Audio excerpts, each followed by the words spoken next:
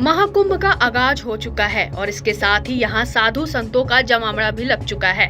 नागा साधुओं के बारे में तो आपने सुना ही होगा, लेकिन आज हम आपको महिला नागा साधुओं के बारे में कुछ रोचक तथ्य बताएंगे जो शायद ही आपने सुने होंगे।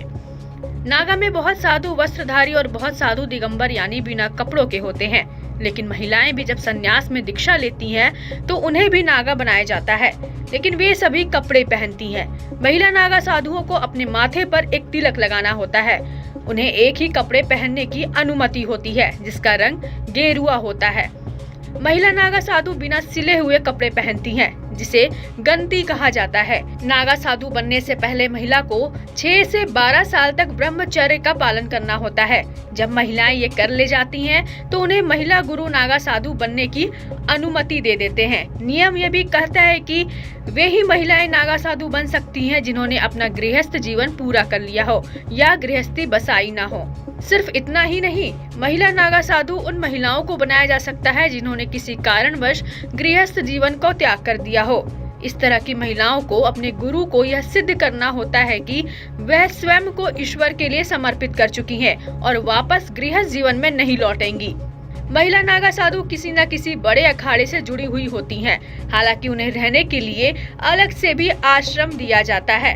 अपने आश्रम में वे अन्य महिलाओं साधुओं के साथ अपने जीवन को निकालती हैं।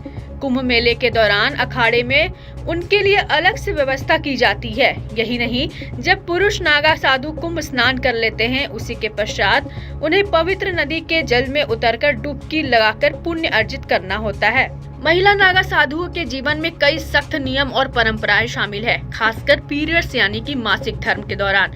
तो आइए जानते हैं कि महिला नागा साधु पीरियड्स के दौरान महाकुंभ में स्नान और अन्य धार्मिक प्रक्रियाओं को कैसे संपन्न करती हैं।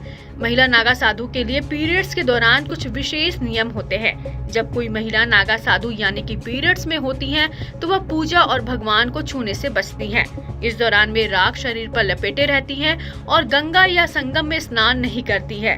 इसके बजाय वे अपने शिविर में जल स्नान करती हैं। कुछ लोगों का मानना है कि महिला नागा साधु पीरियड्स के दौरान गंगा जल का छिड़काव करती हैं, लेकिन गंगा में स्नान नहीं करती।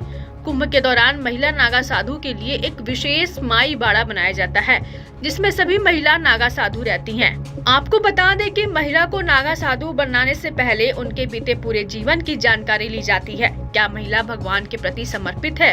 क्या वो कठिन साधना करने के योग्य है?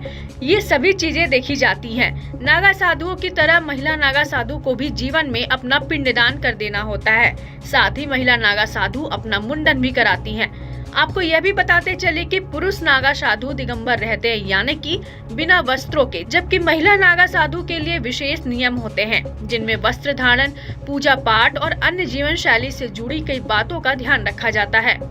महिला नागा साधुओं का आहार बहुत ही साधारण और प्राकृतिक होता है।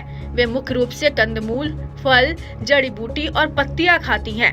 उनका भोजन बिना पका हुआ होता है और वे शाकाहारी होती हैं। इसके अलावा महिला नागा साधु का दिन पूजा पाठ और ध्यान से शुरू होता है।